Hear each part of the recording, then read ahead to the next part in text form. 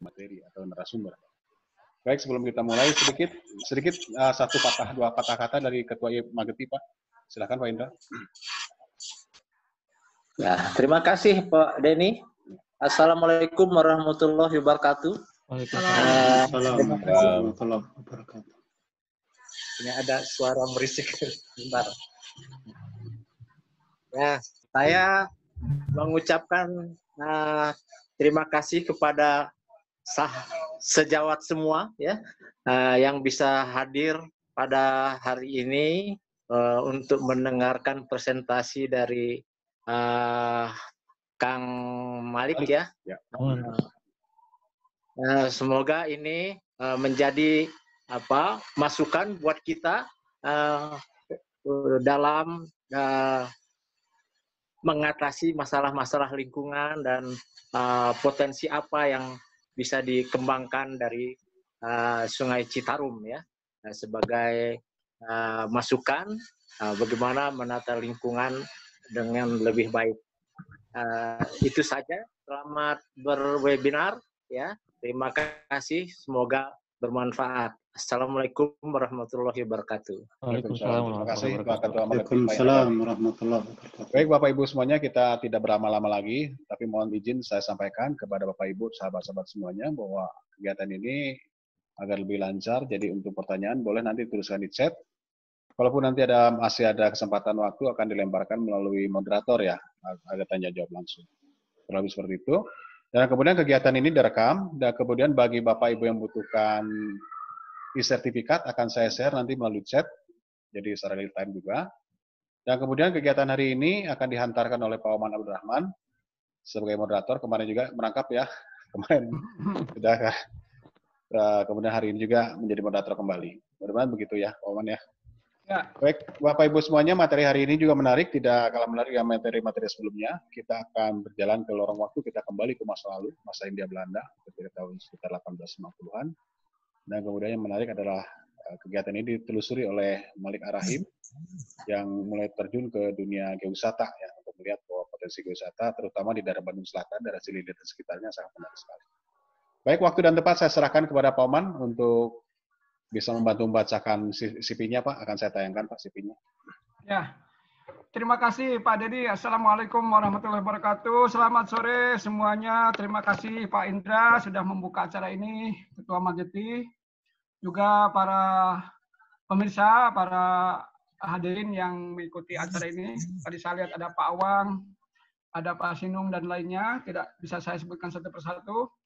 Pada sore hari ini saya kira kita akan mendengarkan satu bagian dari geowisata, yaitu bagaimana sejarah dari suatu tempat. Kebetulan ini sejarahnya juga berkaitan dengan geologi.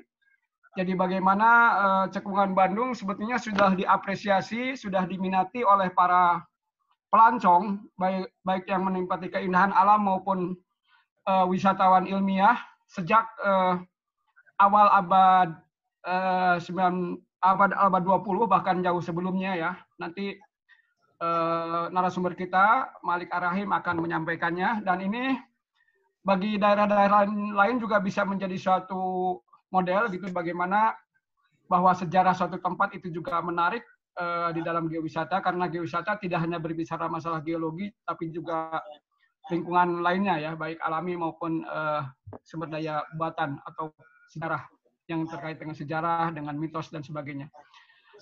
Sedikit tentang Malik, ini sudah ditayangkan riwayat hidupnya. Jadi walaupun beliau masih muda kalau dibanding saya dan yang sudah berumur di sini, tapi sudah cukup banyak pengalaman, dan catatan lainnya beliau adalah murid langsung dari almarhum Pak Budi Brahmantio. Beliau bimbingannya Pak Budi, dan semacam waris juga lah ilmu dari Pak Budi ya. Dan kebetulan passion juga beliau, minatnya juga di bidang geowisata dan air tanah. Beliau S2 di Jerman, dan sekarang mungkin sudah siap-siap juga untuk ke S3 sambil menyusun juga materi-materi geowisata khususnya untuk Cekungan Bandung. Materinya ini sendiri Pak Malik untuk Bandung, saya kira ini bisa menjadi persiapan untuk penyusunan dosir ataupun dokumentasi tentang warisan geologi cekungan Bandung. Nanti entahlah mau dibagi berapa gitu atau berapa segmen atau mau disatukan, nanti terserah yang akan mengusulkan Bandung sebagai warisan geologi ataupun sebagai geopark.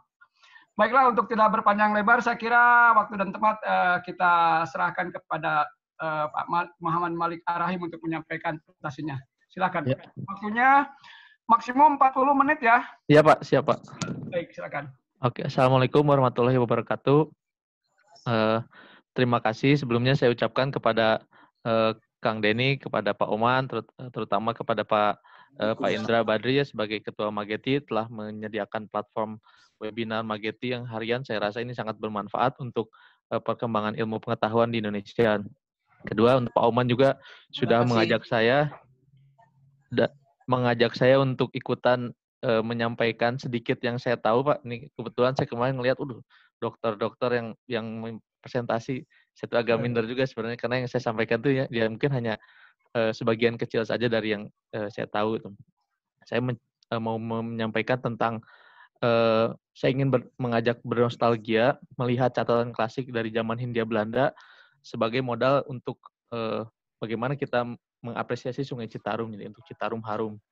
Ini latarnya adalah lukisan Sang Hyang Tikoro, dilukis oleh Antoine Payen tahun 1827 tertanggalnya. Ini Antoine Payen ini adalah gurunya Raden Saleh, jadi dia sebelum pernah ke Bandung, jadi untuk melukis di Bandung. Nah, seperti yang saya sebutkan bahwa ini adalah nostalgia, yang mana nih? Nggak keluar. Nah, karena ini adalah nostalgia, jadi saya akan menceritakan sedikit bagian-bagian dari buku-buku jadul, Pak, yang ada di Bandung, terutama yang ditulis oleh orang-orang Belanda, orang-orang Jerman yang pernah datang ke Bandung. Kebetulan waktu saya kuliah 2 tahun lalu, saya banyak menemukan buku-buku ini di perpustakaan kampus saya. Jadi, terus saya coba dengan kemampuan bahasa Jerman yang seadanya, saya coba mempelajari, terus lihat, ternyata banyak sekali informasi tentang Bandung yang sebelumnya kita nggak tahu gitu, terutama karena mungkin bahasanya atau ya kita lupakan gitu, karena dokumen-dokumen itu lama di perpustakaan dan baru sekarang didigitalisasi. Beberapa buku, misalkan ini bukunya Java, ini karyanya Jung Hoon, ada 3 jilid yang bahasa Jerman, total sekitar 1.800 halaman, sangat lengkap tentang Pulau Jawa, mulai dari geologi, mulai dari vulkanologi dan seterusnya.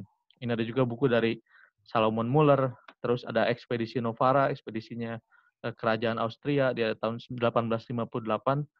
Salah satunya berkunjung ke Pulau Jawa, ke Bandung. Ekspeditornya tuh dia khusus pengen ke Bandung karena dia pengen ketemu Jung Hoon, kan dia.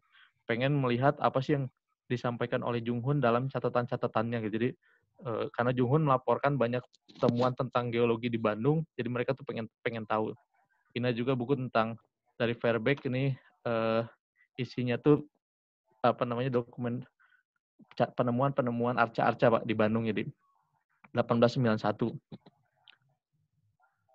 Nah, selanjutnya ini outline presentasi saya, jadi kurang lebih yang pertama itu kita pengen bahas sungai itu sebagai nadi peradaban, ya seperti pernah disampaikan oleh Pak Bahtiar di seminar ini juga 2 minggu yang lalu. Citarum itu nadi peradaban. Terus yang kedua itu yang lama dilupakan di Citarum, jadi kita punya banyak temuan artefak, kita punya banyak fosil, kita punya lokasi singkapan-singkapan geologi yang penting. Kemudian ternyata ada juga budaya bergeowisata masyarakat Hindia Belanda. Itu tuh budayanya tuh bukan budaya yang baru, Pak. Sejak sekitar 100 tahun lalu itu budaya itu sudah ada, dan ingin saya coba angkat lagi, ingin coba sampaikan. Kemudian terakhir itu adalah saran bagaimana sih agar Citarum itu kembali harum. Ini gambarnya nih video YouTube dari DW, Deutsche Welle, ini jadi kantor berita Jerman tentang Citarum, the world's most polluted river. Ini videonya masih Januari, sehingga ya masih sekarang tuh dunia itu masih melihat Citarum itu sebagai sesuatu yang kotor. Jadi dan kita harus selamatkan gitu. Makanya ini salah satu upaya saya, sedikit sumbangsi saya dari sedikit yang saya tahu. Nah, kita akan mulai perjalanan kita tuh di Situ Cisanti, Pak. Jadi ini Situ Cisanti itu adalah mata airnya Citarum, adanya di kaki Gunung Wayang, Ini kaki Gunung Wayang, ini Gunung Windu, dan sangat penting ini sebagai mata air Citarum, tapi juga sebagai ya urat apa namanya sumbernya peradaban ya. Jadi di sini selain dia memberikan air, maaf, sorry. maaf. Pak. Nah jadi selain situ Cisanti ini memberikan air, dia juga punya catatan sejarah gitu. Dulu di dalam laporannya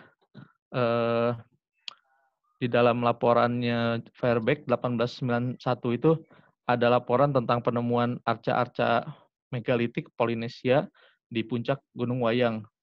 Terus dilaporkan lagi oleh orang Selandia Baru, Pak. Orang Selandia Baru yang berkunjung ke Bandung ya. Jadi dia berkunjung terus dia naik ke atas Gunung Wayang, terus dia menggambarkan sketsa arca-arca Polinesia ini gitu. Nah, ini ditulis ulang oleh anggota dari kelompok Alet, komunitas Alet, dia nulis tentang arca-arca yang hilang di Gunung Wayang. Bisa dibaca ceritanya tentang bagaimana tentang arca-arca ini. Dan arca-arca sejenis juga ditemukan di sekitar Cekungan Bandung, misalkan terutama di Ciwidey, misalkan dilaporkan oleh Muller tahun 1833. Ini arcanya kurang lebih seperti ini, ukurannya 51 meter ya. Terus saya lihat juga di Museum Sri Baduga ternyata ada juga koleksi arca yang mirip juga. Dia tulis arca ini ditemukan di Ciwidey, jadi ini di Museum Sri Baduga. Artinya memang dari sejak dulu ya di atas Gunung Wayang udah banyak orang yang tinggal, di sekitar Ciwidey udah banyak orang yang tinggal, jadi terutama di Gunung Wayang karena kita sedang berbicara tentang Citarum gitu ya. Ini tentang arca-arca Polinesia. Nah selanjutnya kita akan melanjut dari situ Cisanti ini, kita akan lanjut ke Majalaya ya. Ini kota Majalaya. Jadi kota Majalaya ini adalah kota pertama yang dilewati oleh Citarum. Ini situ Cisanti di atas, kita di Majalaya ini sebelah kirinya. Kita bisa lihat bahwa Majalaya itu berdiri di atas endapan aluvial dari Gunung Wayang ini ya. Jadi kita lihat ada pola-pola endapan aluvial ini di sini. Dan di sini tuh merupakan menjadi tempat jebakan air tanah yang sangat kaya. Jadi makanya di Majalaya ini banyak industri tekstil yang memanfaatkan air tanah karena memang air tanahnya banyak. Karena di sini terbentuk dari endapan endapan kipas aluvial dari Gunung Wayang. Ini kota Majalaya. Tapi ini juga sudah sejak lama juga, tapi ada dilaporkan penemuan arca, tapi saya nggak punya gambarnya. Jadi dilaporkan ada satu penemuan arca di sekitar Majalaya juga. Nah, selanjutnya kita bakal geser sedikit lagi ke arah pertemuan antara Citarum dengan dua sungai ini ya, di daerah Tegaluar, yang sekarang katanya mau dijadikan pusat ibu kota Provinsi Jabar. Ini adalah pertemuan antara sungai Citarum ini yang besar, kemudian yang sebelah kirinya itu ada sungai Citarik, satu lagi sungai Cikeruh.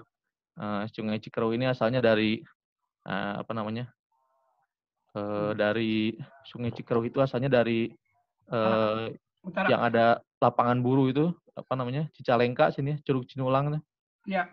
Ya, itu sungai Cikeruh. Karumbi, ya betul, Karumbi. Nah, di sini saya cuma pengen menunjukkan bahwa ya ini di sini sorry.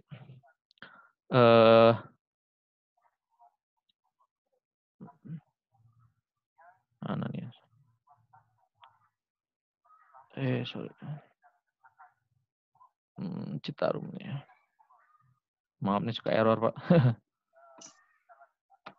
Jadi emang ingin menunjukkan bahwa Citarum itu mulai dari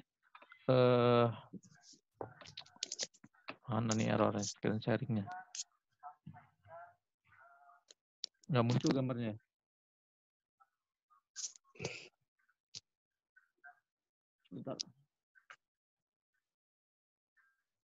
Sebentar nih error, Pak. Stop share bentar ya.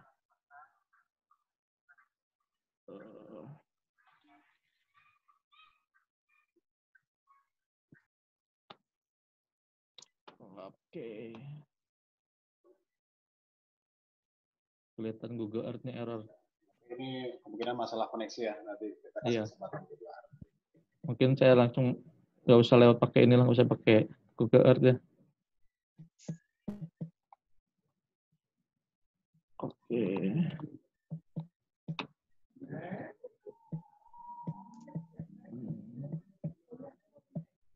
Maaf nih koneksinya nggak bagus. Aduh. Pakai bahan presentasi langsung aja ya. Iya Pak, ya Pak. Saya geser ke bahan presentasi. Baik, sambil nunggu saya informasikan Bapak Ibu semuanya, bagi yang membutuhkan sertifikat nanti bisa langsung mengisi di formnya. Ada di form chat, nanti silahkan mengisi. Oke, tadi kita di sini kan di apa namanya Oke. di arca-arca di ini ya, di daerah di puncak Gunung Wayang di sekitar situ Cisanti. Nah, semakin ke hilir sebenarnya tadi saya ingin menunjukkan beberapa tempat penting, misalkan pertemuan Citarum dengan Citarik dan Cikeruh. Kemudian ada juga pertemuan antara Citarum dengan Cikapundung, dengan apa namanya, ada kolam retensi Cienteng dan seterusnya. Tapi karena ininya nggak jalan, nggak masalah. Jadi saya akan sampaikan selanjutnya itu ada di tempat lain di tepi Citarum, di sekitar Ujung Soang ya, di jembatan kalau misalkan mau jalan ke Banjaran, setelah nyebrang jembatan tuh, kalau dari Bandung kita mau jalan ke Banjaran, terus setelah jembatan kita akan belok ke arah kanan. Nah di arah kanan itu ada daerah namanya Cupu. Nah di daerah Cupu itu ditemukan juga tinggalan-tinggalan zaman dulu ya. Jadi ini dilaporkan oleh Muller tahun 1833, dia dia melaporkan temuan 2 ekor sapi atau nandi ini ya, dengan 2 buah yoni. Jadi seperti meja, dia melaporkannya meja, tapi ini namanya ternyata yoni. Nah, yang seperti ini tuh ternyata dicatat juga oleh Isidor von Kinsbergen, jadi seorang fotografer asal Belanda. Jadi dia salah satu orang yang memfoto sangat banyak data-data tinggalan-tinggalan sejarah zaman dulu ya. Jadi ini dia moto nandinya seperti apa di Cupu ini, yoninya seperti apa. Saya nggak tahu sekarang lokasinya itu ada di mana. Ini apakah ini masih ada, apakah dilindungi apa enggak, saya nggak tahu. Tapi yang jelas kita berhasil recovery bahwa datanya tuh informasinya tuh bisa kita pertahankan gitu. Ini bisa diakses di web ini ya, di hogendelver.nederland. Yoni dengan nandi. Nah, di Museum Sri Baduga, alhamdulillah Museum Sri Baduga ini punya fitur tour virtual, Pak. Fitur virtual, kalau misalkan masuk ke linknya ini Museum Sri Baduga Indonesian Heritage, kita bisa tour virtual ke museum. Sekarang masih tutup tapi museumnya, jadi kita bisa datang aja virtual. Nah di sini dia punya beberapa koleksi, seperti koleksi ini nandi, ada 2 nandi, terus ada juga koleksi yoninya ya. Tapi saya nggak tahu apakah ini tuh nandi dari sana atau dari bukan, saya kurang tahu. Tapi ini kurang lebih kita bisa bisa bayangkan ya. Terus ada juga koleksi-koleksi patung-patung. Ini adalah patung-patung tipe Pajajaran, patung-patung tipe megalitik yang ada di sekitar Cekungan Bandung. Nah, yang ini nih, yang kecil ini, ketiga dari kiri adalah patung yang saya foto di foto yang pertama. Ini patung yang disebut berasal dari Ciwidey. Ini patung ini kalau nggak salah dari Citata. Ya. Ada juga patung-patung yang lain. Ada yang dari Bandung, yang dari Cirebon, dan terusnya. Nah, dari situ, sorry. Nah, saya bisa bikin PowerPoint-nya. Nah, sekarang udah jalan nih. Google Earth saya udah jalan. Bentar, Pak. Google Earth saya udah jalan sekarang. Saya harus ke Google Earth. Oke. Jadi ini tadi lokasinya, lokasi penemuan arca-nya itu di sini nih. Ini jalan, ini Telkom nih ya. Ini jalan yang ke arah Banjaran, Bale Endah. Nah, di lokasinya itu sekitar sini. Lokasi penemuan fosil penemuan arca yang tadi Arca Nandi dengan Yoni itu. Nah, terus kita akan selanjutnya adalah nomor 5 ini. Citarum nomor 5 ini adalah kampung, ini pertemuan antara Citarum dengan Sungai Cisondari. Ini Sungai Cisondari ini yang berasal dari Ciwidey ya, Cisondari. Nah, saya ingin menyampaikan satu cerita. Jadi zaman dulu itu tahun 1800, 1900. Oh, sorry. Jadi zaman dulu kalau misalkan mau nyebrang ya, ini ada foto kalau penyeberangan zaman dulu nih. Ini kalau nyebrang di sekitar Kopo mungkin gambarannya tuh kurang lebih kayak gini. Jadi ada ada nyebrang pakai feri kayu ini ya, terus ini ada kereta kudanya diseberangin. Terus di gambar-gambar lain misalkan ini kalau nggak salah di Karawang yang kiri atas ini, yang bawah ini Cipait, saya lupa di mana Cipait ini. Yang satu lagi ini Batu Jajar, tapi kemungkinan Batu Jajar ini mungkin udah di abad 20 nih awal-awal. Itu dari bambu ya, yang ini dari bambu yang Cipait ya? Yang Cipait dari bambu, Pak. Yang atas juga ini yang kiri atas dari bambu juga. Tapi kalau yang sini kalau nyebrang mungkin daerah Kopo sini mungkin ya, kayaknya dia nyebrang pakai rakit. Gambarannya seperti ini, gambaran Ishak Runeman. Ishak Runeman ini adalah orang yang menulis memoir Junghun, yang di dalam ketika Junghun meninggal tuh dia adalah yang di sebelahnya gitu, jadi Ishak Runeman. Nah, selanjutnya dari sini kita akan ke arah hilir lagi, ada ke daerah namanya daerah Gajah. Nah, di sini di lokasinya itu sekitar meander Citarum yang dipotong ini. Daerah Gajah ini kenapa penting? Daerah Gajah ini dulunya adalah ibu kota Kabupaten Batulayang. Jadi ada cerita zaman dulu, ada di koran tahun 1918 cerita tentang ekskursi. Jadi ini adalah model geotrek zaman dulu, Pak. Jadi kalau geotrek itu kan zaman sekarang misalnya kita bikin, Kang Denny bikin poster gitu. Geotrek ke mana, siapa yang mau ikut silakan daftar. Nah, dulu juga gitu. Jadi kelompok ini Natural History Survey Beginning ini dia bikin berita, minggu depan kita bakal jalan ke ekskursi ke Curug Jompong, tujuannya ke sini gitu kan. Siapa yang mau ikut silakan daftar. Nah, ini ceritanya mereka tuh bakal berkunjung ke Curug Jompong. Nah, lewat kemana? Dari Andir, dia nyebrang ke arah tenggara, jalan terus naik sepeda ke arah tenggara sampai ke nyebrang Citarum di sekitar Gajah. Nah, di Gajah ini nih ada gajah nih kan, gajah katanya. Nah, ceritanya Gajah itu adalah ibu kota dari Kabupaten Batulayang. Kabupaten Batulayang ini dileburkan oleh pemerintah Belanda karena pada 1802 katanya bupatinya tuh nggak mau bayar pajak, kata mereka tuh. Bupatinya nggak mau bayar pajak, bupatinya suka nyandu, suka madat gitu, makanya dibubarkan. Tapi yang mungkin ada politik Belanda gitu. Tapi di sini juga dilaporkan bahwa mereka pasti di Gajah itu ada arca. Ada arca, makanya namanya Gajah gitu. Arcanya kayak gimana nih? Arcanya kayak gini. Ini adalah arca yang ditemukan di Gajah. Ini dilaporkan oleh Verbeek, oleh Salomon Muller tahun 1856. Katanya ini di distrik Kopo, bagian Bandung. Arcanya diukir sangat kasar, lokasinya di Kampung Gajah, Desa Pamentasan. Pamentasan berarti mereka di dekat tempat menyeberang Citarum gitu.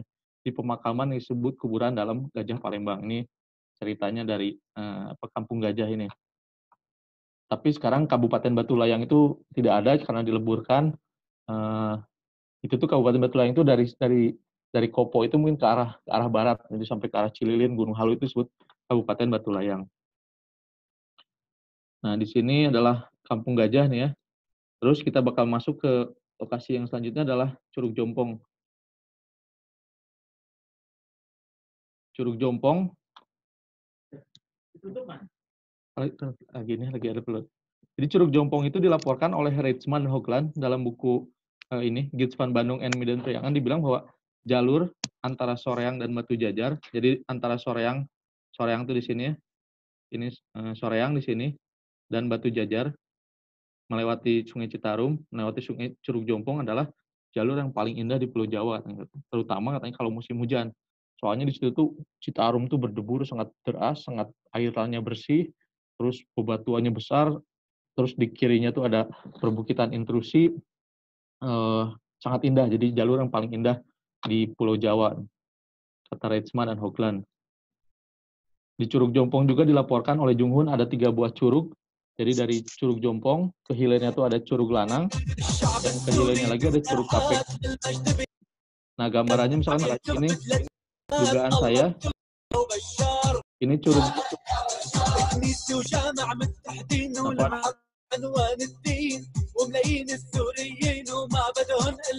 Den, suara apa itu ya?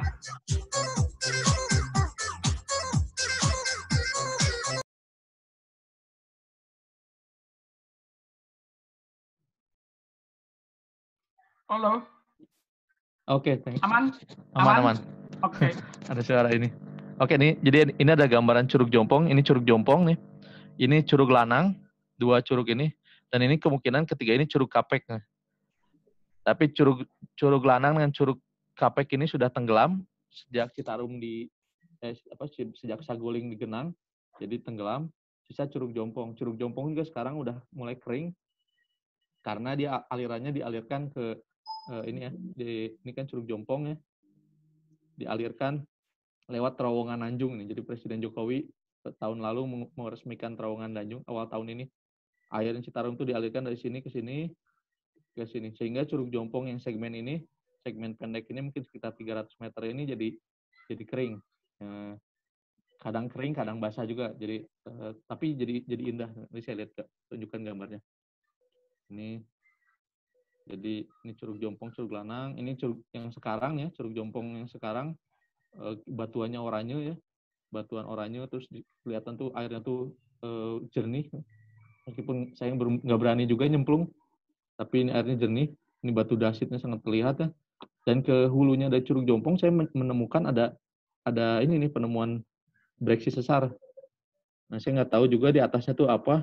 Kenapa dia bisa ada breksi sesar? Saya nggak bawa palu waktu itu, cuma lihat bentukan-bentukan ini. Terus ke atasnya tuh kemungkinan ada seperti batuan sedimen. Jadi bentuknya harus dipetakan. Mungkin Pak Oman bisa menugaskan siapa untuk memetakan daerah situ, Pak. Soalnya itu sangat ada pertemuan menarik. Karena itu kan baru sekarang, ini setelah ratusan ribu tahun Citarum mengalir, mungkin baru sekarang Curug Jompong ini sekering ini gitu. Jadi sangat menarik kalau kita petakan di sini. Oke. Ini Curug Jompong. Nah, selanjutnya ini peta geologinya zaman dulu. Jadi tahun 1856 tuh Junghun udah bikin peta geologi. Ini peta geologi yang ada, ternyata semuanya sama Junghun disamain, semua jadi warna merah, batuan volkanik. Tapi oleh Van Bemmelen tahun 34 itu udah mulai dipisahkan, ada yang andesit, ada yang basalt, ada yang formasi beser, itu kan, ada yang volkanik tidak terurai. Kemudian oleh Silitonga juga dipisahkan. Tapi di sini kita menemukan juga yang menarik itu di sini adalah perbatasan antara endapan gunung api, sini endapan gunung api Cipas aluvial dengan batuan andesit yang kemudian itu diteliti oleh Pak Rindam ya tahun 96. Jadi dalam kuaternarik geologi, nanti saya akan tunjukkan juga gambarnya. Nah ini di Curug Lanang itu sebelah hilirnya dari Curug Jompong, Hochstetter itu melaporkan penemuan endapan danau. Jadi ada lapisan ini 6 kaki lempung, ada bongkah-bongkah membundar, ada batu pasir keabuan, bongkah-bongkah yang lebih kecil, ada batu pasir. Nah, dia tuh laporkan bahwa ini tuh adalah lapisan sedimen ini berlapis datar tanpa disrupsi di atas massa batuan yang menjadi dasar sungai. Jadi massa batuannya adalah endapan batuan beku dasit itu. Lapisan ini merupakan endapan danau yang menjadi dasar dari dataran tinggi Bandung.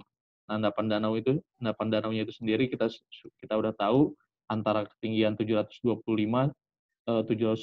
sampai 725 maksimalnya, dan di tepi-tepiannya ditemukan banyak endapan artefak-artefak obsidian ya. Ini laporannya Klompe dalam buku Bandung NH Hoogvlakte tahun 50. Ini mungkin dia menyitir dari Von Koningswald 1935.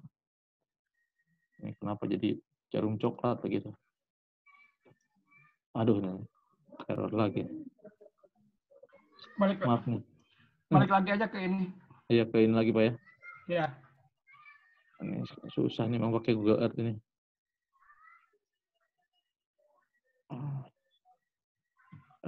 Sorry, share screen. Ini dia.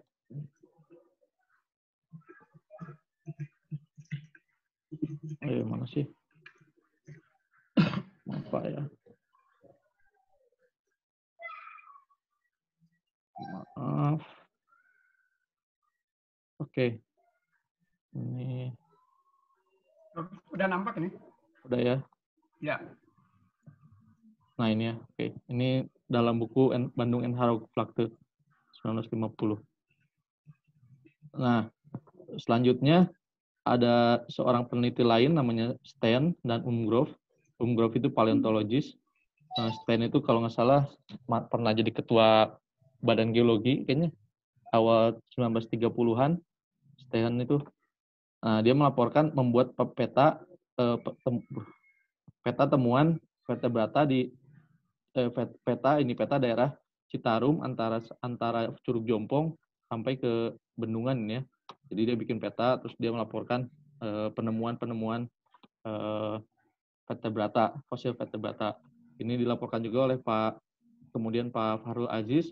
Ini adalah fosil-fosil yang ditemukan di sekitar Citarum, di Banu Raja ini sekitar sini.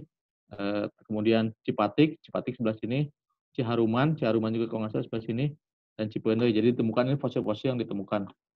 Ini salah satu yang ada di Museum Geologi adalah fosil ular. Ini fosil ular ditemukan di Ciharuman sekitar sini nih, Ciharuman.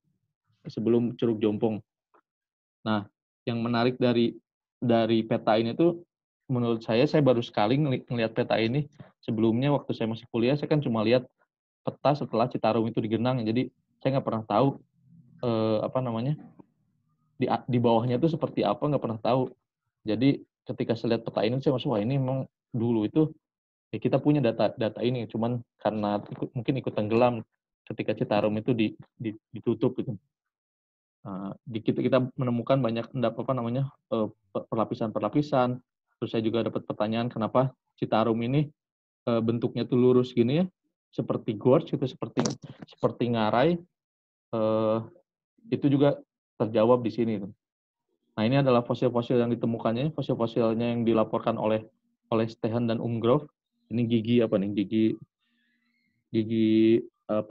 Bossus ya, giginya anjing. Terus ini ada kayaknya ini kalau nggak salah itu tanaman, ya fosil tanaman ini. Kemudian yang sebelah kanan ini adalah endapan Danau Bandung. Jadi kita punya endapan Danau Bandung ya. Ini endapan Danau Bandung. Itu di lembah Citarum, sepanjang lembah Citarum ini.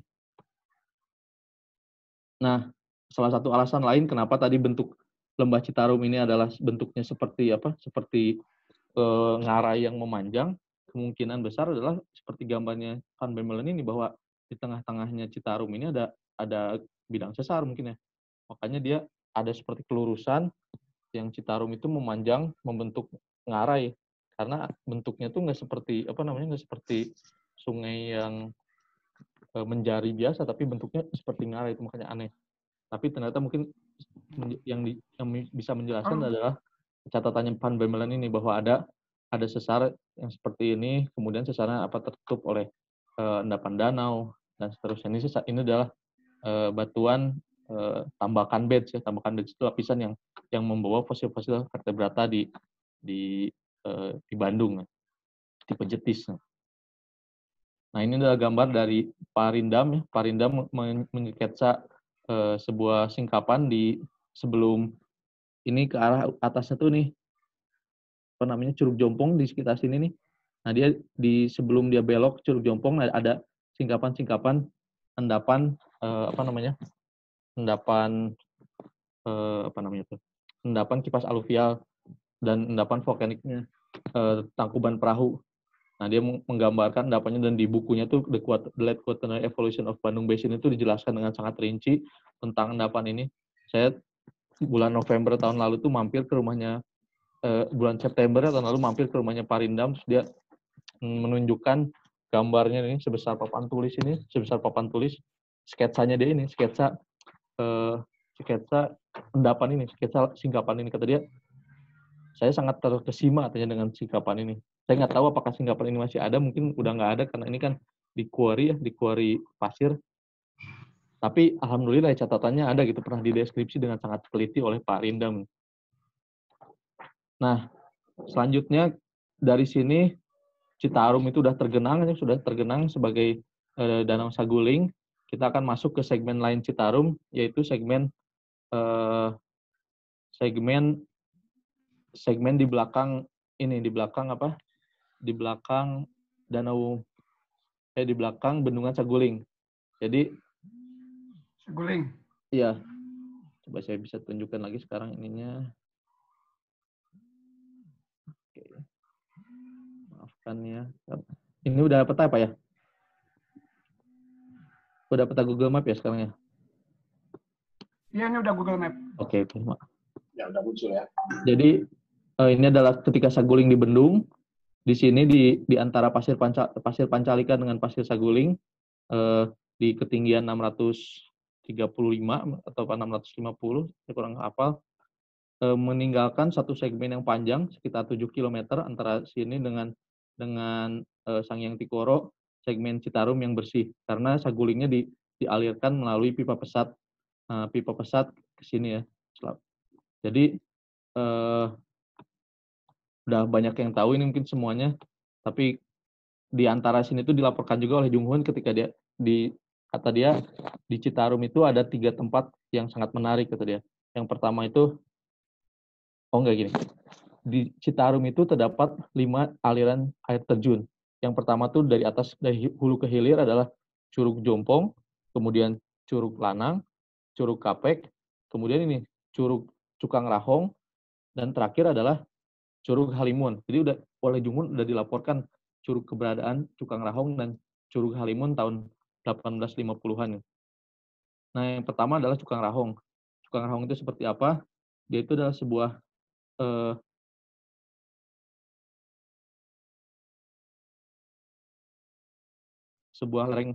lembah yang sangat formasi Saguling yang masif, dan di atasnya terdapat jembatan. Ini bisa lihat jembatannya di sini. Ada jembatan. Ini jembatan. Ini di bukunya Jung Hoon, buku memoirnya Jung Hoon 1909. Ini mungkin posisi sekarangnya mungkin di sini saya nggak tahu, ini saya ambil dari Facebook teman saya. Tapi kurang lebih kita punya gambaran Cukang Rahong itu seperti apa yang disebut Cukang Rahong. Jadi ini jembatan yang menghubungkan antara Citarum sebelah lereng sebelah barat dan sebelah timur. Kemudian dari Cukang Rahong kita bakal masuk ke Curug Halimun yang juga telah disebutkan oleh Jung Hoon, yaitu sebuah air terjun yang sangat besar.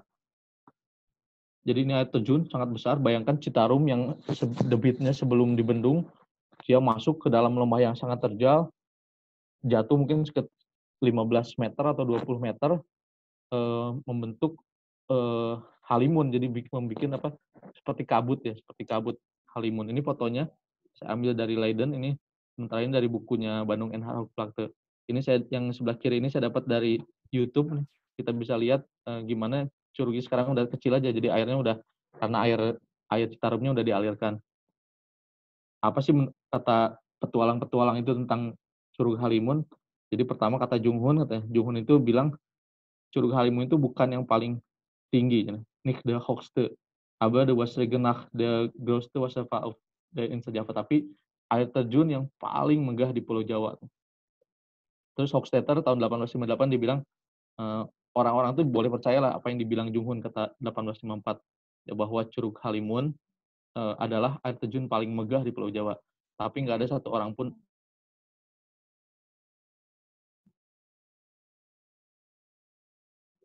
orang Eropa kecuali Jung Hoon yang soalnya memang jarak, bayangkan ke situ tuh sangat ekstrim perjalanannya. Dan terakhir ini dosen saya Pak Budi, dia ke Curug Halimun mungkin sekitar 2008 dengan Pak Tia juga, dia bilang di Curug Halimun lah bukti titik takik pembobolan Danau Bandung Purba melalui pembajakan aliran sungai yang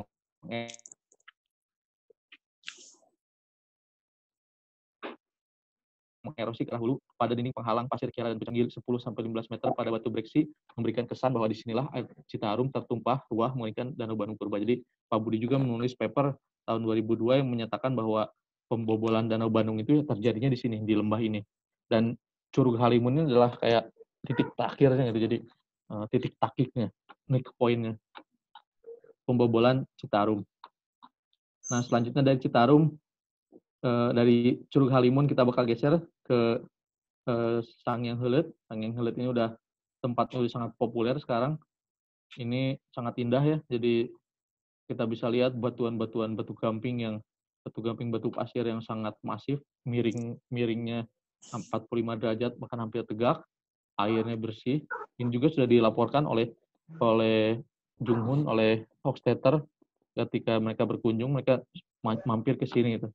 Ini sangat direkomendasikan untuk mampir ke sini. Sekitar 1,5 jam, 1 jam mungkin jalan kaki ya Kang Nin ya. 1 jam jalan kaki dari parkir motor. Kemudian dari Sangyang Heuleut saya akan geser sedikit ke arah barat. Ada gunung namanya Gunung Nungnang di sini. Kalau sekarang namanya Gunung Guha. Ini Gunung Nungnang ini juga dilaporkan oleh Junghun ketika itu. Jadi dia lihat aja ininya, morfologinya tuh sangat sangat distintif ya. Bisa bayangkan ini bentuknya kayak gini, ini adalah formasi Raja Mandala yang tersesarkan. Jadi dia lapisannya tuh tegak. Ini dilaporkan juga oleh Hofstadter, dia menggambarkan seperti ini.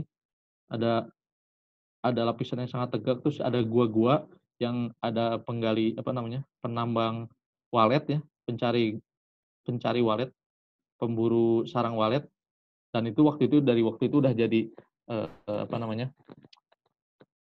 komoditas daerah Cihea, dua walet tuh. Hofstadter tuh melaporkan Gunung Nungang itu batu putih, berwarna putih, banyak urat kalsit, nggak ada struktur koral, tapi banyak juga dipenuhi oleh foramen numulites kecil bentuk cakra membundar, banyak orbitoides dan seterusnya. Dan ini dia akan melaporkan fosil-fosil yang dia temukan di sana. Nah selanjutnya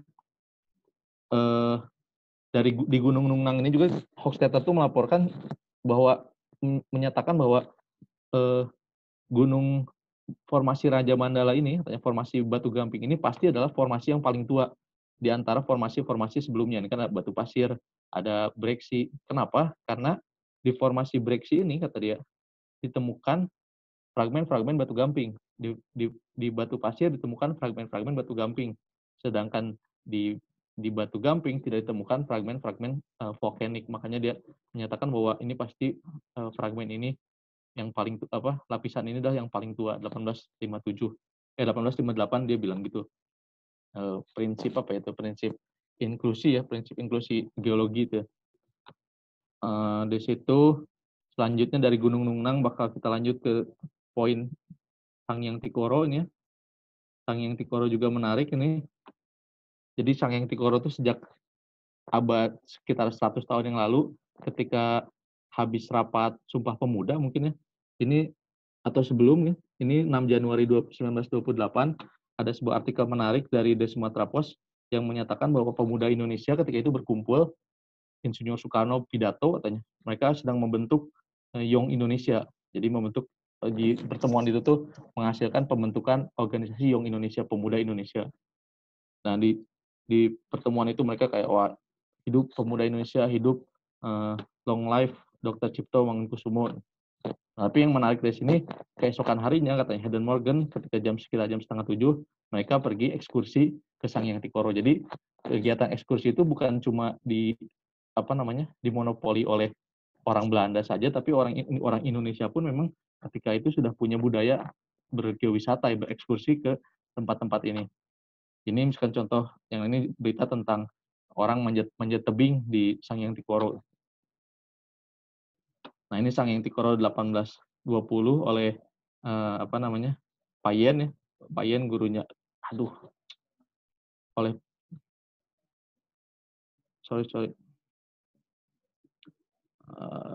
Oleh Payen gurunya Raden Saleh. Ini Sangyang Tikoro yang guanya. Ini Sangyang Tikoro dari belakang. Kebetulan kemarin hari Sabtu kemarin dengan Kang Denny dengan Pak Bahtiar berkesempatan untuk masuk ke dalam gua Sangyang Tikoro karena udah kering. Wah, di situ memang jadi tempat yang sangat hebat ya. Soalnya di dalam gua itu ada endapan-endapan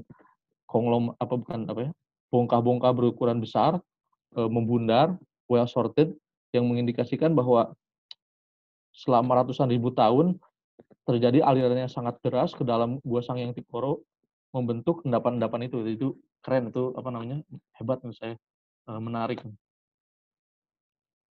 Ini gambaran-gambaran Sangyang Tikoro, ini Junghun, ini almarhum Pak Budi ya, menggambar dengan sudut pandang yang sama dengan Junghun. Ini Anton Payen juga gambarnya yang hitam putihnya. Ini Peter Van Ott, gambar zaman dulu. Ini jadi kita punya sangat sangat banyak catatan kita tentang tempat ini.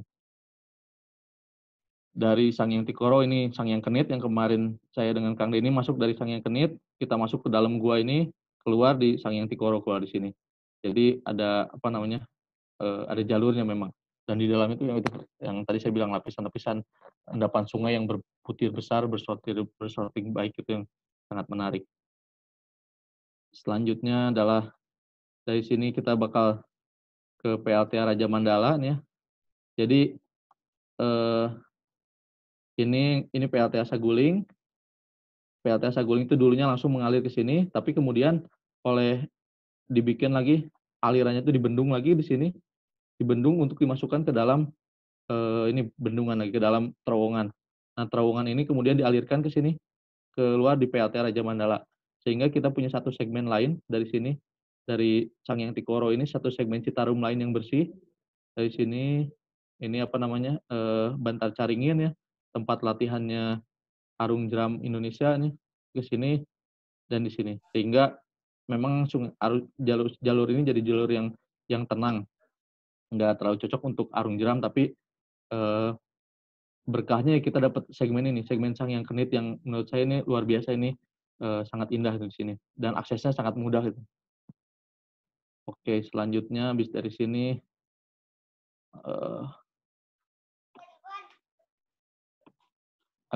saya ingin menutup sebenarnya Pak. Jadi pertama agar informasi ini menerus Pak, bahwa informasi tentang Bandung itu sangat melimpah, terutama sejak era Hindia Belanda itu kita punya catatan Reinward tahun 1818, kita punya catatannya Muller 1833, kita punya catatannya Junghun dari 1837 sampai 1864 kematiannya, kita punya Verbeek bernama Metageologi, Verbeek Venema Metageologi Pulau Jawa 1890-an, kita punya Martin, paleontologis 1911, dan seterusnya gitu.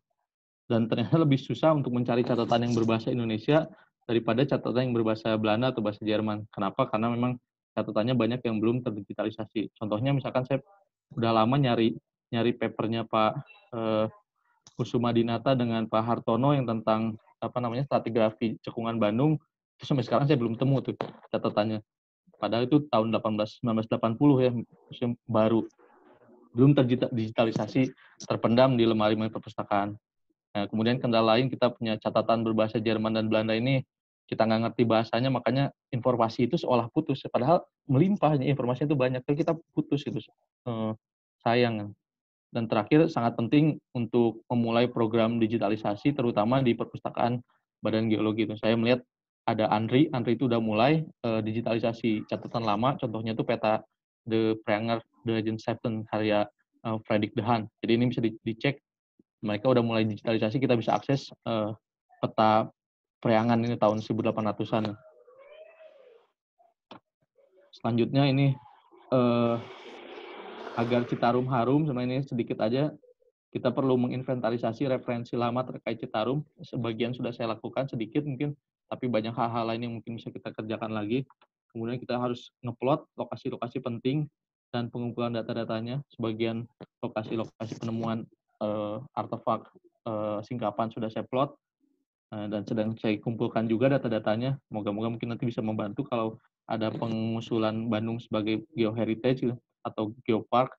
Kemudian kita juga perlu menghidupkan kembali segmen-segmen beranda Citarum. Jadi Citarum itu biar nggak cuma selama ini tuh kita tuh sudah terlalu lama memunggungi Citarum itu.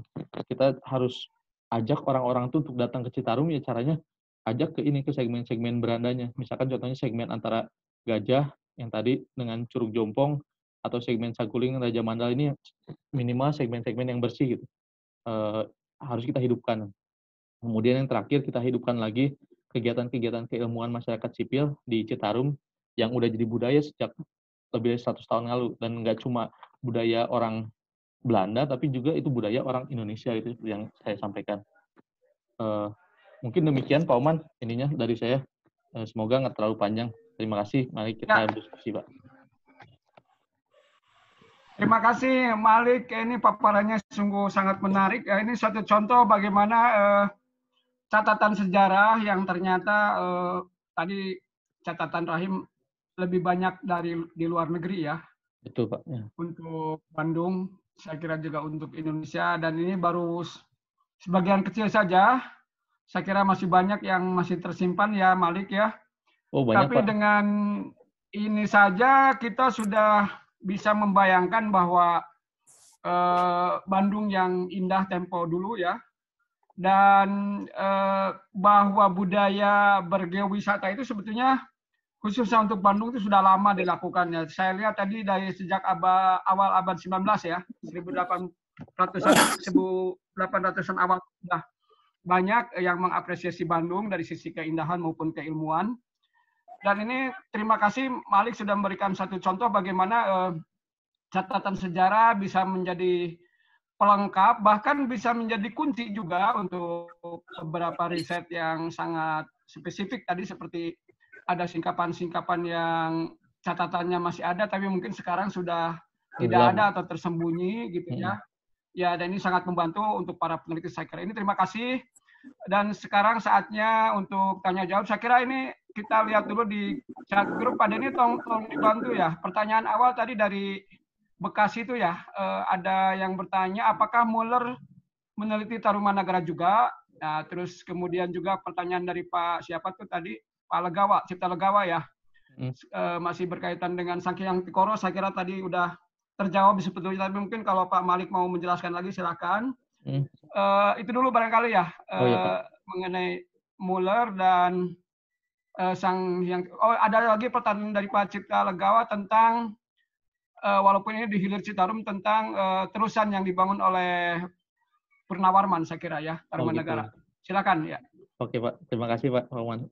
Jadi mungkin untuk yang Muller itu datang ke Bandung 1833, dia tuh tujuannya untuk dia sebagai perwakilan dari Naturkundige Komisi, jadi dia kayak komisi ilmu alam, jadi petugas Belanda yang ditugaskan untuk meneliti daerah koloni itu seperti apa. Nah, Muller ini ahli zoologi, dari ahli hewan, meskipun pada akhirnya dia banyak mencatat tentang penemuan peninggalan Hindu selain hewan juga. Tapi dia, kalau yang saya baca sih, dia nggak sampai menginterpretasi ini berasal dari mana, ini berasal dari mana. Jadi hanya mencatat aja bahwa di sini ada penemuan arca, di sini ada penemuan apa, seperti itu Pak kalau Muller. Terus yang kedua, untuk hubungan antara Citarum dengan Sanghyang Tikoro, betul yaitu ada hubungannya ya. Jadi ya memang Citarum itu dulu masuk ke dalam Sanghyang Tikoro. Jadi setelah mengalir, coba saya lihat tunjukkan gambarnya. Jadi Citarum itu kan mengalirnya. Malik, Malik. Pak? Saya ingat tadi pertanyaan Pak Cipta, apakah Citarum dulu bobol di Sanghyang Tikoro atau di mana gitu, mohon penjelasan tadi. Oh gitu. Bendungan Bandung Purwanya itu apakah memang di situ bobolnya atau di mana? Silakan. Oke Pak. Jadi dulu itu memang ada, karena besarnya Sanghyang Tikoro, terus Citarum itu masuk ke dalamnya, itu kan orang tuh jadi punya imajinasi bahwa Citarum itu bobol di situ gitu. Jadi memang sempat ada imajinasi, bahkan ketika perang kemerdekaan, Mayor Rukana itu anak buahnya Nasution. Jadi dia kayak mengusulkan, oke lah kita bom aja tuh Citarum. Itu saya dapat ceritanya dari Pak Bahtiar baca dari bukunya Nasution. Jadi kita bom aja tuh Sanghyang Tikoro, Bandung tuh tergenang lagi katanya. Jadi itu pemikiran itu tuh terpatri dalam pemikiran orang-orang karena imajinasi akan Sanghyang Tikoro itu. Nah, tapi ternyata memang secara geomorfologi itu tuh tidak betul, karena Sanghyang Tikoro itu posisinya relatif di bawah, elevasinya 394, tinggi ininya. Ini saya sering nggak sih? Jadi elevasi Sanghyang Tikoro itu 394, sementara itu puncaknya, sementara bawahnya berapa? Sementara cekungan Bandung itu ketinggian di Citarum aja mungkin itu 650, artinya ada beda elevasi yang tinggi. Masa yang rendah itu ngejebol yang tinggi, kan pasti jebolnya di tempat yang lebih tinggi. Itu yang jadi dasar pemikirannya Pak Budi bikin paper tahun 2002 tentang jebolnya Citarum bukan di Sanghyang Tikoro tapi di antara punggungan Pasir Kiara dengan Pasir Larang. Di atasnya ya? Yang mana Curug Halimun itu Pak, yang tadi Curug Halimun itu yang kurang lebih titik tengahnya bendungan tuh di situ. Itu. Kang Rahom. Baik. Ya. Curug Halimun Pak. Sekitar Curug Halimun. Sekitar Curug Halimun. Kalau misalkan yang Tarumanegara Pak, saya kurang tahu. Saya pernah dengar ceritanya, tapi saya nggak bisa jawab karena saya belum tahu. Ya oke. Nanti kalau ada waktu saya coba jelaskan itu. Memang suatu saluran yang dibikin oleh Purnawarman ya, yang dikenal dengan Bagasasi, saya kira yang menjadi asal usul nama kota Bekasi. Tapi ini lanjut dulu ya. Iya, Pak. Dari Pak Asep Permanan nih. Ini keren paparannya. Izin bertanya, apakah pernah ada kajian kenapa arca yang ditemukan di sekitar Pajajaran atau tinggalan Pajajaran ini relatif lebih kasar dan tidak rapi? Apakah ada hubungannya dengan periodisasi budaya atau terkait batuan di sekitarnya relatif keras? Nah ini udah pertanyaan geoarkeologi ya. Iya Pak. Ini ada kaitannya juga dengan batuan. Apakah disetir oleh jenis batuannya? Barangkali gitu. Pertanyaan Pak Asep, silakan Pak Malik. Iya Pak. Jadi kalau yang saya sebenarnya mungkin saya bukan orang yang tepat untuk menjawab pertanyaan ini, tapi saya pernah kebetulan pas 2 bulan lalu saya presentasi tentang arca ini, terus ada arkeolog dari Balar yang nanggepin. Jadi saya kurang lebih merangkum jawabannya beliau. Jadi di Jawa Barat itu arcanya tuh kayak budaya orangnya tuh, jadi karena awalnya tuh orangnya tuh pindah-pindah katanya. Jadi orangnya pindah-pindah, dia tidak menetap, makanya dia nggak bikin bentuk arca yang terlalu rumit, yang sederhana-sederhana itu karena budayanya pindah-pindah. Tapi mungkin ini keliru ya, tapi saya semoga ini tepat. Nomaden. Terus dia nomaden Pak, jadi orangnya nomaden, jadi dia pindah-pindah sehingga nggak perlu lah kita bikin yang mewah-mewah, yang sederhana aja. Nah terus tapi ada juga arcanya tuh tadi arcanya tuh ada beberapa tipe arca yang saya tahu. Jadi misalnya ada arca tipe Polinesia itu yang bentuknya tuh kayak yang tadi kayak di Ciwidey. Tapi ada juga arca tipe Pajajaran, ada arca yang udah lebih perunggu, bahkan ada yang perunggu. Jadi misalkan saya nemu di situ tuh di fotonya tuh ada di Lewi Gajah ditemukan 16 arca perunggu. Jadi bentuknya tuh memang udah bentuk bentuk yang rumit gitu di Lewi Gajah. Terus kalau yang arca lainnya ada yang udah bentuknya Ganesha, berarti kan dia udah terpengaruh Hindu. Tapi kurang lebih gitu Pak yang saya bisa jawab. Terima kasih Malik. Pak Denny tolong disisir lagi, apakah di room chat masih ada pertanyaan yang kelewat? Sesar yang terkubur itu Pak. Sesar yang terkubur di Cikungan Bandung. Ini ada pertanyaan berikutnya Pak dari Pak Pakan Helmi. Izin saya bacakan Pak ya. Tadi disampaikan ada penelitian geologis Belanda tentang sesar yang terkubur di Cekungan Bandung. Apakah ada penelitian lebih lanjut Pak? Iya. Jadi saya mungkin untuk sesar aktif itu banyak ya, mungkin penelitian yang timnya Dr. Mudrik mungkin dari LIPI sangat aktif meneliti sesar. Jadi kelihatannya pasti mereka banyak penelitian tentang sesar. Tapi kalau yang tadi ingin saya sampaikan itu hanya interpretasi kenapa bentuk aliran Citarum setelah Curug Jompong itu lurus seperti plato, terus dia tuh memapas membentuk teras-teras yang tinggi gitu. Itu alasannya. Dan ketika saya lihat penampangnya Van Bemmelen tentang lapisan di batu jajar, saya mungkin menduga bisa jadi itu karena memang kelurusan sesar dan sehingga Citarum membentuk seperti itu. Itu aja sih sebenarnya. Tapi saya nggak tahu apakah itu aktif atau enggak. Dan di Bandung juga memang ada sesar-sesar yang berarah barat timur, itu yang antara perbukitan Malabar dengan Cekungan Bandung itu kan dibatasi oleh sesar-sesar juga di situ. Jadi memang banyak sesar-sesar. Tapi kalau untuk aktif atau tidak aktifnya mungkin yang lebih berwenang lah, yang tahu saya kurang nggak bisa menjawab. Gitu Pak Oman. Ya. Terima kasih. Baiklah, ini sekarang pertanyaan langsung dari pemirsa karena ini sudah dijawab semua. Saya kira silakan kalau ada yang ingin bertanya langsung saja disampaikan bisa lewat saya atau langsung ke Pak Malik ya. Silakan. Boleh tanya Pak Oman? Boleh. Ya, Boleh Pak Pak Bang. Oke. Ya, terima kasih Kang Malik. Menarik sekali ini ya presentasinya ya. Jadi menggali dokumen-dokumen lama ya. Jadi kita seperti diingatkan memang Citarum itu dari dulu jadi tempat yang menarik ya untuk geowisata dan penelitian juga ada. Dan cukup terdokumentasi dengan baik gitu ya. Bagus sekali Malik bisa mengumpulkan semua itu gitu. Nah, sekarang kita sebagai pewarisnya ya mungkin harus merasa malu ya dengan itu. Dengan kok sekarang seolah-olah kayak begini gitu. Hanya memang tidak bisa dipungkiri dengan kondisi sekarang kan Citarum ya dengan penduduk yang banyak gitu. Sudah lain sekali gitu kan kondisinya sekarang. Nah, dari slide yang terakhir tadi yang punya Malik itu yang disebutkan Citarum Harum gitu ya. Bisa nggak dari tadi itu yang Kang Malik tunjukkan beberapa tempat yang sangat spesifik dan menarik dan juga sudah terdokumentasi dengan baik di laporan-laporan zaman Belanda itu ya, oleh peneliti Jerman, oleh peneliti Belanda itu. Sekarang dilihat lagi kondisinya gitu, masih memungkinkan nggak kalau kita misalnya akan melakukan geowisata menyusuri apa yang dulu mereka lihat, tapi dengan kondisi Citarum yang sekarang gitu. Nah, mungkin atau enggak gitu ya kan? Pastinya kan ada yang memungkinkan atau mungkin ada yang baru gitu yang terbuka. Iya. Gitu. Jadi harus dilihat misalnya dengan kondisi sekarang bagaimana? Masih mungkin nggak kan? Siapa tahu suatu waktu sesudah pandemi ini banyak masyarakat dengan melihat presentasi dari Malik ini tergugah gitu.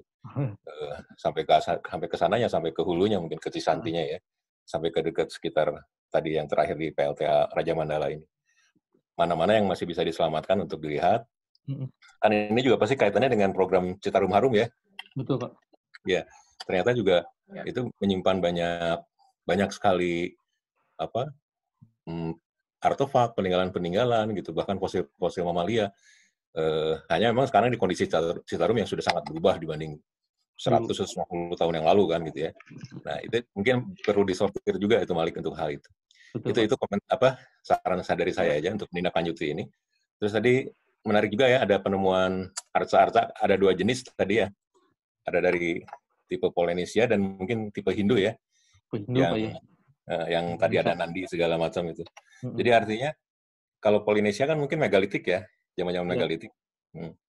Artinya itu dari dulu pun Citarum tuh sudah sampai ke hulunya pun kan tadi kan ada beberapa Gunung Wayang Pak ya. Arca di dekat Cisanti ya.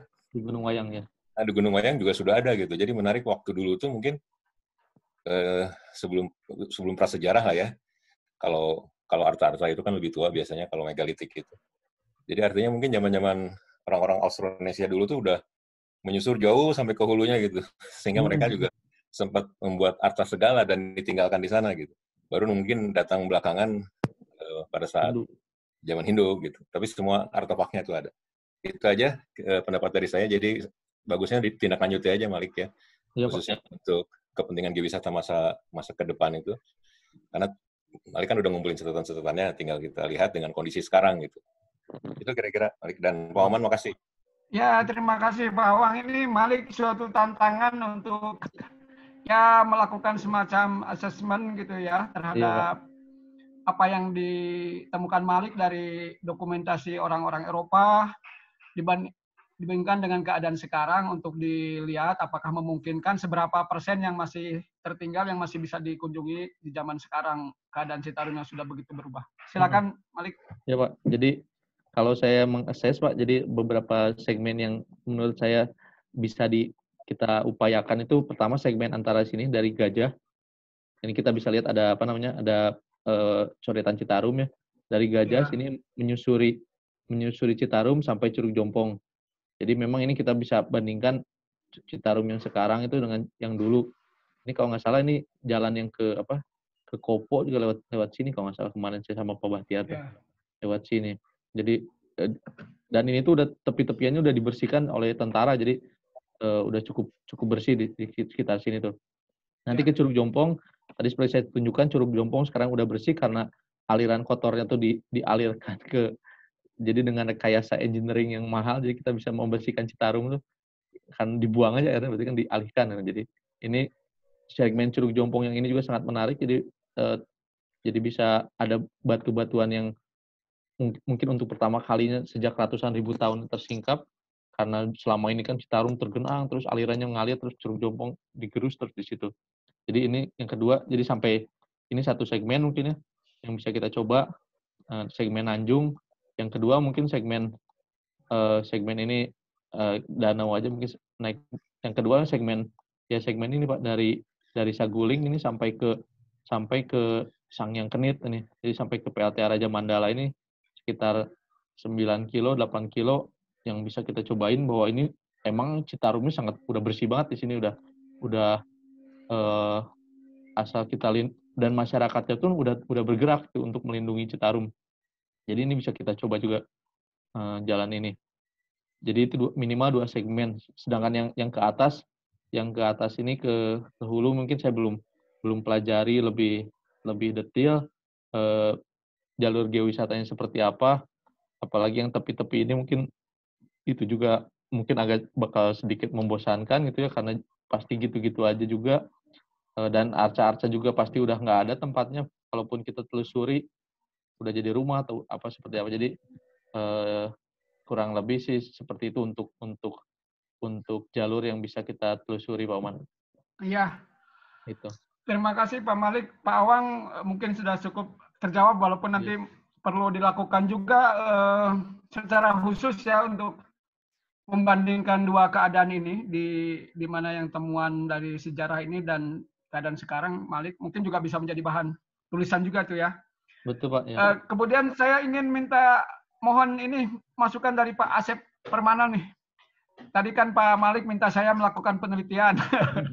Kalau saya sendiri sekarang atau minta saya menggerakkan anak buah, saya sudah tidak punya pasukan nih Pak Asep. Tapi kalau Pak Asep kebetulan masih struktural, pejabat struktural, punya pasukan, dan juga pas saya kira ini Pak Asep, tantangan dari Pak Malik dari slide yang terakhir, bagaimana informasi yang ada supaya yang berbahasa Indonesia juga lebih mudah juga ditemui gitu. Ada tantangan untuk digitalisasi juga, untuk meneliti keadaan di sekitar Curug Jompong yang sekarang sudah relatif bisa dilihat gitu, karena Curug tidak melalui lagi ke situ karena sudah ada terowongan Nanjung gitu ya. Silakan Pak Asep, mohon dengan hormat nih komennya, ataupun mungkin barangkali ada rencana juga untuk Badan Geologi mulai merumuskan keanekaragaman geologi Bandung ini menjadi suatu warisan geologi gitu. Dan yang selanjutnya barangkali juga bisa diusulkan sebagai geopark. Apakah itu geopark Bandung Raya atau ada nama lain? Silakan Pak Asep, saya mohon sekali masukannya. Terima kasih. Baik, terima kasih Pak Oman. Assalamualaikum warahmatullahi wabarakatuh. Saya pikir saya cukup terkesan ya dengan paparannya yang tadi seperti disampaikan Pak Awang, menggali dari cerita-cerita dokumen-dokumen zaman Belanda gitu, dan ditunjukkan dengan lokasinya yang sekarang, dan itu saya pikir sangat menarik karena dulu memang satu komentar saya dulu kan memang ada wacana lah teman-teman dari Citarum Harum itu untuk menjadikan aliran Sungai Citarum itu sebagai geopark.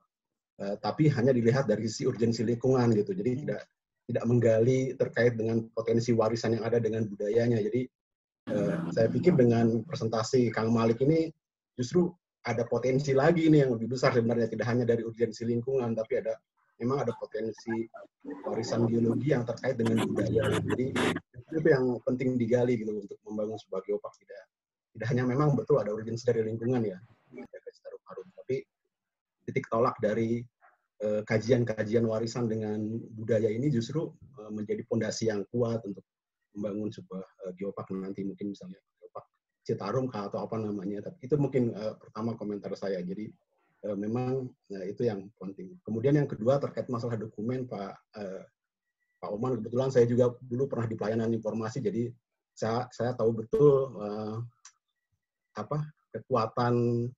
kekuatan dokumen yang ada di perpustakaan Pusat Survei Geologi ya. Kebetulan saya dulu sempat mengolah itu juga, dan saya pikir banyak sekali dokumen-dokumen yang perlu diselamatkan lah dalam bentuk digitalisasi waktu itu. Dan pada saat saya juga sempat mengupayakan sebenarnya setidaknya men-scan gitu, karena saya lihat banyak dokumen-dokumen yang zaman Belanda itu ya tersebar, tercecer gitu. Mungkin Pak Awang, yang saya sering lihat itu Pak Awang yang sering ke sana, dan banyak dokumen yang tercecer dari bahasa Belanda yang justru itu menjadi kekuatan kalau mau digali dan dihubungkan dengan kondisi saat ini. Itu saya pikir sangat menarik gitu, seperti yang disampaikan oleh Pak Malik. Jadi saya pikir itu Pak Oman, dan ini mungkin titik tolak ya buat teman-teman di kami untuk menggali kalau memang ingin menjadikan Citarum ini sebagai kawasan geopark ataupun geowisata lah, trail gitu, geotrek, ya tentunya dikaji dari hal-hal seperti ini gitu, tidak hanya dari sisi masalah lingkungannya. Itu mungkin komentarnya dari saya, Pak Oman. Saya pikir sangat menarik ya, mudah-mudahan teman-teman bisa mengkaji lebih jauh lah nanti dengan Pak Malik bisa. Atur nuhun Pak Asep. Terima kasih. Apakah dari Magi ada yang hadir sekarang ya, sekalian selain saya? Pak Heriadi ada, Pak Dedi? Pak Heriadi ada tadi Pak Heriadi. Pak Heriadi silakan Pak. Pak Her. Oh, sudah Pak tidak ada Pak. Ada tanggapan barangkali lokasi-lokasi yang penting secara sejarah tadi oleh Pak Malik disampaikan, mungkin perlu dilihat juga oleh Magi maupun Mageti ya, untuk barangkali ada kemungkinan kita bisa membuat semacam signboard atau papan penjelasan tentang apa yang terjadi secara geologi dan sejarah di situ barangkali, atau izin ditunggu masukannya Pak. Oke, Pak Heriadi tidak ada Pak, mungkin sudah izin bicara. Pak Indra aja, Pak Indra mungkin. Pak Indra Badri ya. Oke, izin sebentar. bicara. Nanti dari Pak Andar ya. Pak Indra tuh mau. Ya. Sebentar Pak, ini ada pertanyaan dari Pak Andar Manik. Silakan Pak Andar. Silakan. Oke, ini kan penelitiannya lebih ke geologi ya, geologis. Sementara data-data yang ada itu adalah data sejarah dan data kebudayaan. Apakah memungkinkan untuk melakukan penelitian terpadu dengan berbagai sektor? Mungkin dari cagar budaya dan dari balai sejarah. Atau mungkin dari Museum Sri Baduga juga ikut terlibat, jadi membentuk satu tim untuk melakukan penelitian terpadu. Itu aja mungkin. Oke, terima kasih Pak Andar. Saya untuk pertanyaan ini selain Pak Malik, nanti saya minta pendapat Pak Awang dan Pak Asep Permana juga ya. Untuk pertama silakan Pak Malik dulu. Oh iya Pak, tentu Pak, kalau misalkan menurut saya lebih bagus kalau ini multidisiplinary Pak ya. Karena kan kayak tadi ketika objeknya adalah arca, ya memang geologis tidak punya kompetensi untuk berbicara arca gitu kan, atau berbicara budaya. Jadi memang harus multidisiplin. Saya kira gitu. Memang dulu juga catatan-catatan yang saya baca, misalkan Muller itu ahli zoologi, jadi ahli hewan, atau misalkan Payen itu pelukis. Nggak semua tuh geologis memang catatan-catatannya. Tapi kalau zaman dulu kan orang semua naturalis ya, serba bisa semua. Jadi gitu. Tapi saya kira memang harus dibentuk konsorsium penelitian dari berbagai macam institusi agar ini bisa terbuka dengan lebih. Saya juga kayak tadi misalkan ketika saya presentasi bulan lalu tuh ada arkeolog dari Balar yang komentarin, oh itu tuh adalah Nandi, itu adalah Yoni, itu adalah begini-begini. Jadi dia memang punya lebih kompetensi untuk itu Pak. Terima kasih Pak Oman. Mungkin gitu Pak. Terima kasih Pak Malik. Pak Awang mohon komentar untuk pertanyaan Pak Andar Manik ini. Ya, Pak Oman, ya seperti yang Kang Malik sebutkan ya, memang tadi sebagian juga kan si arca-arcanya kan sudah ada di Museum Sri Baduga gitu ya. Terus artinya nasional juga Pak.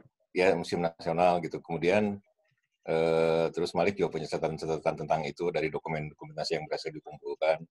Nggak tahu dulu kuratornya Museum Sri Baduga dapat dari mana ya, apakah dari masyarakat atau dari data-data yang lama mungkin. Artinya memang kan kalau kita lihat si aliran Citarum ini yang namanya sungai kan selalu dijadikan pusat kebudayaan lah paling nggak ya, karena memang manusia butuh air gitu. Terus ya udah, artinya semua artefaknya juga akan ngumpul di situ dan memang akhirnya ditemukan. Terus hewan-hewan juga ngumpul juga di situ gitu, makanya banyak fosil ditemukan gitu. Terus sungai juga tahu banyak menoreh batuan-batuan. Jadi artinya memang memang kumpul semua jadi satu Pak Oman. Jadi di situ dari segi histori, budaya, kemudian dari geologinya juga ada, terus dari paleontologinya juga ada. Memang harus terintegrasi artinya ya. Dan saya pikir itu akan sekali jalan, akan lebih efisien gitu. Jadi tinggal menggagas saja seperti yang kalau misalnya Kang Malik sudah bisa melihat mana, terus apalagi dengan program dari pemerintah Citarum Harum, tidak hanya dari lingkungan tapi juga ada keilmuannya baik dari budaya, geologi, paleontologi dan lain-lain, harus terintegrasi gitu. Jadi mudah-mudahan Citarum itu bisa dihidupkan lagi lah, kan menarik sekali gitu untuk itu, karena udah terbukti dari zaman prasejarah kan, berarti Citarum itu sudah jadi pusat. Itu jangan sampai menjadi hilang di kita gitu, di zaman kita kan. Semoga kita bisa menghidupkan lagi lah usaha-usaha seperti itu kan. Kebetulan juga dengan beberapa program sodetan Citarum atau air kotornya dibuang seperti tadi Kang Malik sebutkan, kita bisa sambil jalan juga menghidupkan kembali gitu. Tidak hanya nostalgia tapi juga untuk kebutuhan lingkungan dan pembelajaran buat kita gitu. Kan bangsa yang besar kan bangsa yang bisa menghargai sejarahnya juga. Kira-kira gitu Pak. Ya, masih. Terima kasih Pak Awang. Pak Asep, mohon pendapat juga, mungkin kemungkinan Badan Geologi bisa berkontribusi dalam hal ini. Baik, Pak Oman, saya pikir memang ini perlu kajian terintegrasi. Kita ketahui dalam urban geotourism itu, kalau semua stakeholder itu melakukan kajian bersama itu jadi paket yang komplit lah gitu, seperti disampaikan Pak Awang lah. Jadi mungkin kita bisa startnya dari museum gitu, bercerita dulu terkait masalah itu, kemudian juga kita bisa menjadi track terkait di lapangannya seperti apa ditemukannya, kemudian kondisi geologi budaya yang ada di sana. Jadi saya pikir menjadi paket komplit dalam sebuah urban geotourism gitu. Dan ini memang perlu banyak disiplin ilmu untuk hadir di sini gitu, untuk membuat sebuah cerita yang utuh lah terkait dengan masalah itu. Dan terus terang kami memang sangat menarik Pak Oman terkait kajian, termasuk waktu awal diskusi masalah Citarum ya, dan kami pada saat itu sebenarnya didiskusikan terkait masalah hanya Cisanti gitu, tidak melihat secara yang disampaikan oleh Kang Malik gitu. Jadi ketika berbicara hanya masalah Cisanti, tentunya kita agak kesulitan untuk bercerita lebih jauh terkait masalah Citarum.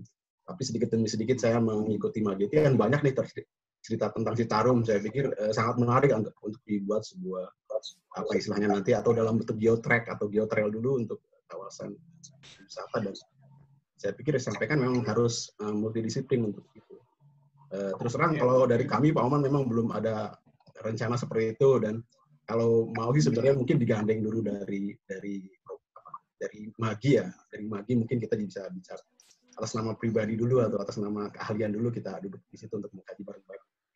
Karena memang istilahnya kalau berbicara masalah anggaran, ya Pak Oman tahu sendiri lah, yang pernah juga jadi struktural. Tapi dari passion dulu lah, passion dari teman-teman yang keahlian dari. Halo, biasa nambahin. Oke. Silakan Pak Harhan. Apa kabar Kang Oman? Lama tak bersuah.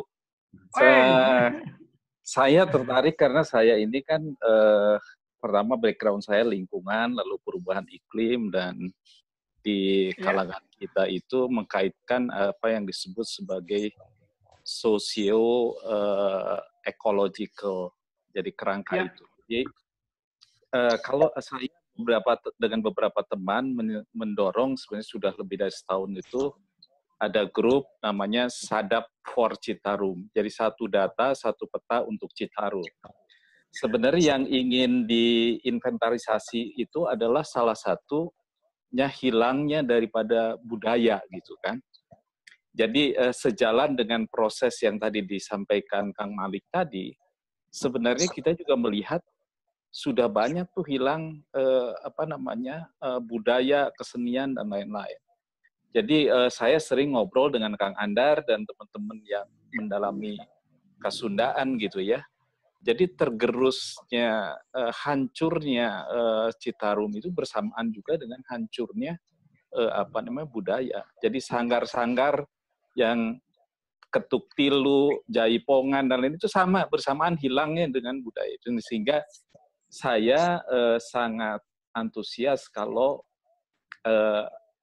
terutama kolaborasi yang tidak selalu harus itu bermuara pada program pemerintah, karena kan barangkali kalau komunitas seperti saya lebih tertarik kepada apa yang terjadi di grassroots gitu kan.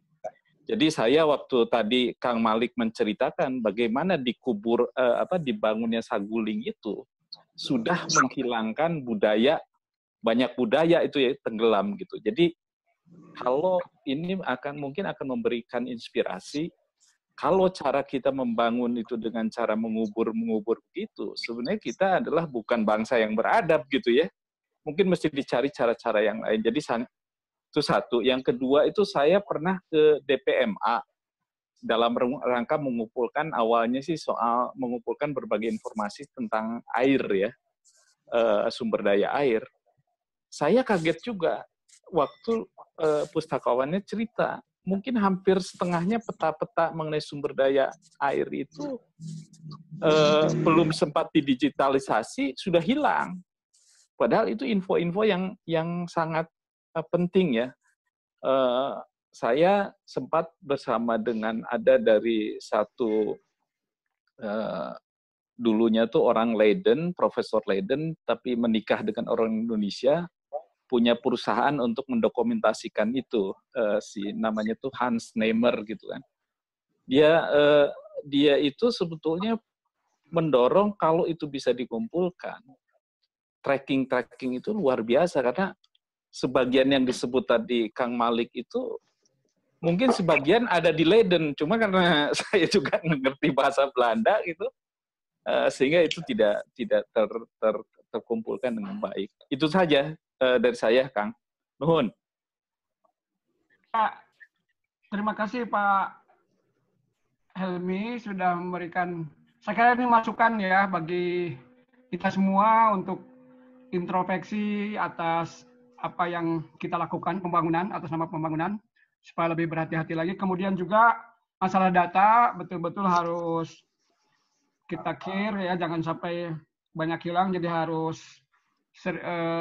mulai sebetulnya diabadikan, antara lain dalam bentuk digitalisasi, dan salah satunya juga ini yang sudah dilakukan Malik, ini salah satu upaya untuk mengabadikan data juga dan informasi tentang hubungan Bandung ya. Saya kira itu. Masih ada lagi pertanyaan? Tambah. Masih ada. Silakan. Mau nambahin? Boleh saya? Ya. Silakan, ini siapa dulu? Sebelum Pak Sindung siapa? Dari Pak Raya. Raya Timbul Bandung. Ya. Silakan Pak Raya. Silakan. Saya kebetulan karena teringat di Medan ada penemuan kota Cina. Itu dari bekas Sungai Purba dekat Belawan. Ya. Dapatlah peninggalan Hindu dan Prahindu. Saya lihat dari peta geologi tadi, sepertinya ada sungai-sungai purba. Kita yang dapat ini singkapan, kan berasal singkapan di tebing sungai kan. Sementara saya lihat alur itu ada sungai-sungai purbanya, yang mungkin masih dalam rangkaian 1000 atau 500 tahun, kan 1000 tahun. Mungkin ini juga banyak peninggalan. Artinya apakah megalitim atau Hindu. Jadi mungkin di sini bisa diadakan penelitian kayak geolistrik atau strategi terukur, seperti waktu kita bikin di Medan dengan Unimed Medan itu, diadakan geolistrik di bekas sungai-sungai purba, sehingga dapatlah penemuan-penemuan kota Cina yang kira-kira 1000 tahun lebih. Mungkin hal yang sama bisa dilakukan di Citarum ini. Kita cari sungai purbanya, yang sekarang sudah tertutup mungkin jadi sawah atau kemudian, karena saya lihat tadi ada pola alurnya. Itu pengalaman saya, dan kita bisa memberikan penelitian geologi. Kemudian, karena ini ada megalitik. Megalitik, kita kan selalu tahu itu Prahindu. Padahal, waktu saya pernah membantu dengan orang arkeologi di Sumatera, megalitik itu masih tak dijalankan. Seperti sarkofagus atau mepir kan. Mungkin jangan-jangan budaya megalitik itu masih ada di daerah Citarum ini. Sekarang kan orang bikin tugu, prasasti, tugu-tugu itu. Itu kan budaya megalitik. Jadi saran saya, mungkin pola alur sungai kunonya bisa kita lihat dulu, sungai-sungai purbanya. Sekarang memang kita terbantu dengan tebing nampak singkapan. Tapi kan kita bisa lihat kesamaannya. Itulah kira-kira pendapat saya. Terima kasih. Terima kasih Pak Raya. Sekalian aja Pak Sinung silakan sebelum nanti jawab semua. Oke, menambahkan aja ini, saya jadi teringat, sebenarnya kan di museum sudah pernah menjalin hubungan dengan teman-teman arkeolog ya, dengan Balai Arkeologi Bandung itu kan saat penelitian di Gua Pawon. Kemudian juga di storage museum itu banyak tersimpan koleksi artefak-artefak dari sekitar Dago sampai Gunung Manglayang itu yang di sekitar tadi ada di petanya peta Danau Bandung Purba tadi yang dari obsidian itu kan juga PR yang cukup menantang juga ini. Jadi mungkin perlu dihidupkan lagi lah Pak Oman kerjasama dengan teman-teman arkeolog ya, penelitian geoarkeologi untuk Bandung. Apalagi kita ini kan berada di Bandung, jadi harusnya lebih banyak memahami tentang Bandung itu sendiri. Jadi satu lagi juga yang saya ingat ada penemuan gajah di Ranca Malang ini kan sangat unik karena itu di komplek perumahan, kebetulan yang punya rumah itu airnya kurang bagus, dia menggali sumurnya ada di dalam rumah, sumurnya didalemin lagi dan menemukan rahang gajah. Nah, mungkin kalau sekitar daerah itu diteliti, mungkin juga teman-teman yang lain bisa didapatkan gitu. Oke, terima kasih. Ya, Pak. Ya. Terima kasih Pak Sinung, Pak Raya. Jadi ini satu tantangan saya kira untuk kita semua ya, Malik. Ya. Jadi apalagi ya ditemukannya tadi fosil gajah juga kan seringkali gajah itu juga berasosiasi dengan manusia purba. Jadi sangat menarik lah terus tadi ada lembah-lembah sungai purba sebagaimana usul Pak Raya untuk diteliti kembali apa ya didalami begitu. Juga saya pertanyaan yang menggoda saya juga periode antara zaman kerajaan sampai zaman Belanda itu kalau lihat sejarah Jawa Barat raja-raja dulu kan dari Tarumanagara itu langsung ke Galuh di timur ya. Di Bandung hanya mampir di sekitar Nagreg ya. Nah itu juga kenapa misalnya Bandung tidak menjadi pusat budaya kerajaan itu ya, di mana di Jawa Barat dari Tarumanagara yang sekitar Bogor dan Karawang itu kok jadi langsung menclok ke Galuh di timur. Kenapa Bandung dilewat gitu loh? Ada apa di periode itu? Itu juga satu pertanyaan yang saya kira menarik untuk dijawab ya, sekaitan tadi dengan mungkin apakah waktu itu masih berupa danau yang sangat menakutkan, rawa-rawa begitu yang sangat menakutkan atau bagaimana? Barangkali ada ini dari Pak Malik, temuan-temuan dari hasil penelaahan masa lalu Bandung ini. Jadi yang saya tahu itu memang menurut Junghun 1800 itu daerah Dago, daerah Bandung Utara itu banyak harimau, Pak ya. Banyak harimau. Jadi ketika zaman itu memang dia nggak menemukan banyak penduduk. Meskipun udah banyak beberapa kabuyutan di Bandung Utara. Misalkan dia laporkan ada di Pasir Pamoyanan, ada di Pasir Panyandaan, ada di Batu Lonceng, itu udah ada pemukiman tua gitu. Cuman saya nggak tahu juga kenapa Bandung seperti itu. Mungkin ada juga misalkan dulu itu mungkin Bandung karena jauh dari pusat kerajaan, dia orang-orangnya orang-orang bebas yang nggak berkerajaan, mungkin juga saya nggak tahu sih untuk itu. Cuma menduga-duga aja Pak gitu Pak. Ya. Baik Pak Man, ini waktunya juga diingatkan Pak. Iya. Baik, kalau tidak ada pertanyaan lagi kita. Saya masuk sekali lagi. Oh Pak Andar masih? Ya siap. Silakan. Ini kan ada Undang-Undang Nomor 5 2017 tentang pemajuan kebudayaan. Di dalamnya ada beberapa poin yang sangat penting kalau menurut saya. Kalau kita berada atas nama undang-undang. Ada rencana induk pemajuan kebudayaan. Ada sistem pendataan kebudayaan terpadu.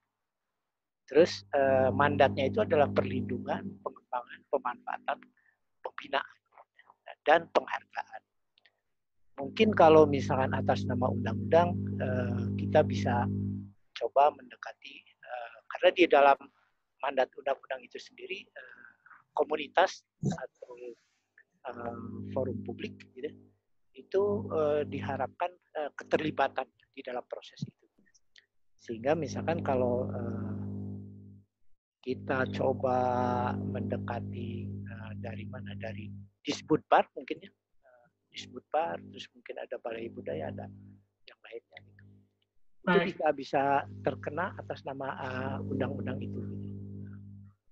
Dan komunitas punya kekuatan untuk mendorong karena ada proses partisipasi publik gitu di dalam.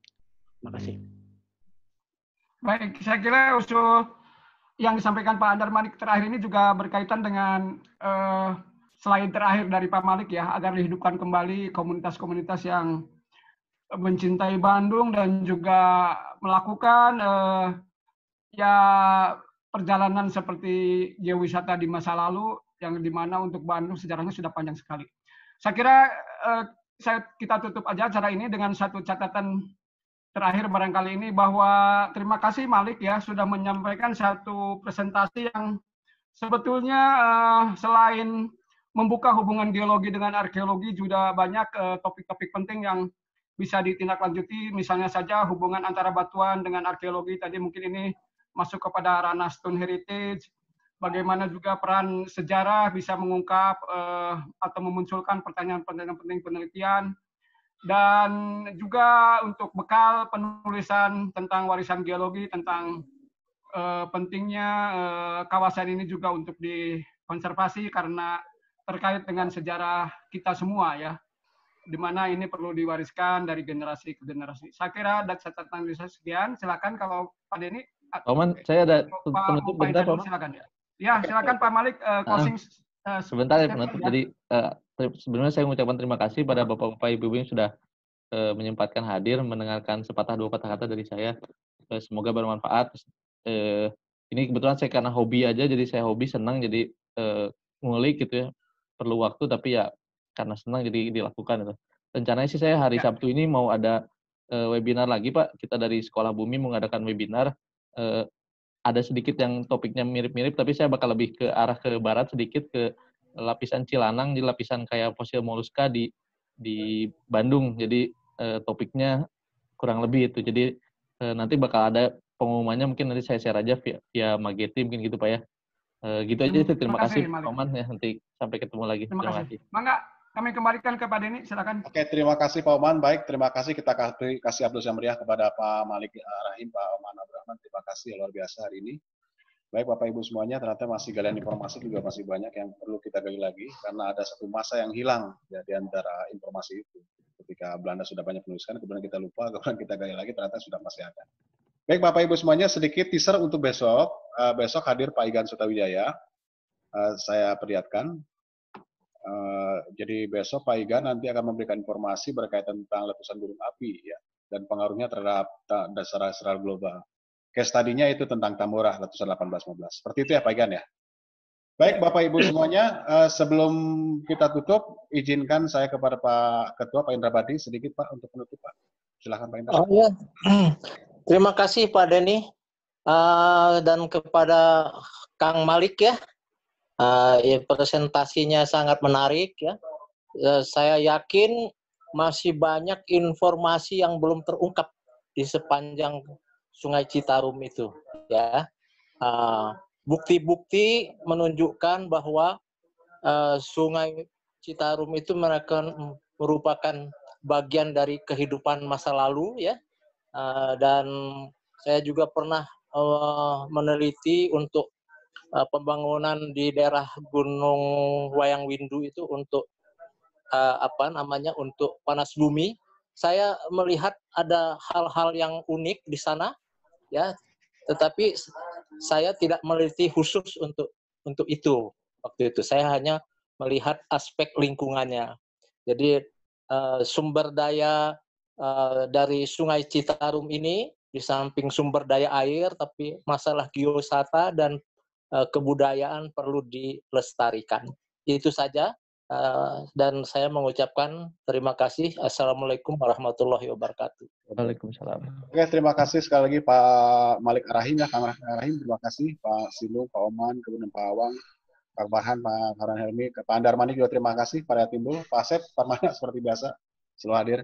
Baik Bapak Ibu semuanya, sebelum kita tutup juga ini seperti biasa ada tradisi. Mohon untuk dinyalakan dulu videonya semuanya, kita akan foto bareng dulu. Absensi nih. Absensi dulu nih. Absen dulu. Pak Oto, terima kasih hadir terus nih Pak Oto nih. Nanti giliran Pak Oto nih. Izin ya Pak Oto ya. Baik Bapak Ibu semuanya, lihat sini. Sebentar. 1, 2. Oke, keren Pak. Oke, 1, 2, 3. Oke, lagi. Ada 4 window Pak. Oke, lihat sini. Ya, 1, 2. Oke, sekali lagi. Sekali lagi. Oke, 1, 2. Ya, oke. Terima kasih Bapak Ibu semuanya. Pak Oman, terima kasih. Kang Malik, terima kasih nih. Pak Awang, semuanya, Pak Dawan semuanya. Sama-sama. Terima kasih Pak Denny, Pak Awang, Pak Malik, Sama-sama Pak Indra. yang hadir. Ayo Pak Indra. Jangan kapok bergabung. Pak Timbul. Yo, apa kabar? Raya Manurung. Tahap saya ini dulu. Iyalah, oke.